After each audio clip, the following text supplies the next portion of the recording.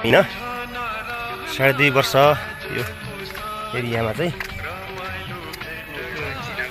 के अरे काम गरेर ड्युटी गरेर चाहिँ बिताएको एरिया यस्तै छ है। 2.5 वर्ष काम गरियो एरियामा, यो बाटो हिँड्यो दिनरात। अब यहाँबाट चाहिँ हामी अर्को ठाउँतिर चाहिँ जाँदैछौँ।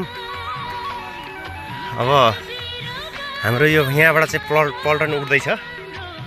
ल हेर्नुहोस् यस्तो छ बिरुवाहरू, सानो सानो बिरुवाहरू थिए सबै बढेर चाहिँ यतातिर भएको छ। यो बिरुवाहरूलाई छोडेर जानुपर्ने अवस्था भइरहेको छ।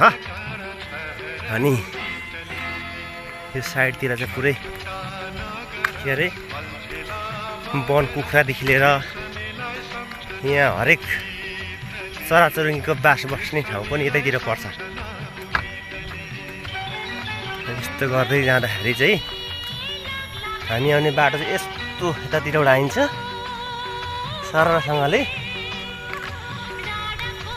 त्यहाँदेखि यसो हुँदै हामी यो प्रस्थानतिर हामी जान्छौँ। हाम्रो पल्टन घर चाहिँ यतातिर है। फेरि टक्कसँगले पल्टन घर हो यो। पल्टनको लाउडा यता हिँड्दैछ, कोही पल्टनको लाउडा यता आउँदैछ कोही। अनि यस्तै छ है गाइजहरू होइन। अब जहाँ बस्छु त्यहीँ माया बस्छु भने जस्तै एउटा अलिकति गरिरहेको ठाउँमा चाहिँ लङ टाइमसम्म छोडेर हिँड्दाखेरि केही अलिकति महसुसहरू हुँदो रहेछ। अनि यो भिडियो चाहिँ टक्कसँगले जस्तो भए पनि मेमोरीको लागि चाहिँ एउटा तयार गरिदिन लागेको छु होइन। ल हेर्नुहोस् गाइजहरू यत्रो रुखहरू छ। यो चाहिँ एकदम मलेसियाको चाहिँ बहुमूल्य काठ भन्छ यसलाई रहेछ है। मैले पनि अब अरू मार्फत सुनेको। लु हेर्नु वन कुखुरा हेर्दा हेर्नु त माथि आज निक्लेको छ दुईवटा माथि। ल हेर्नु है वन कुखुरा दुईवटा भाले ल कुद्दैछ ऊ। आमामा यार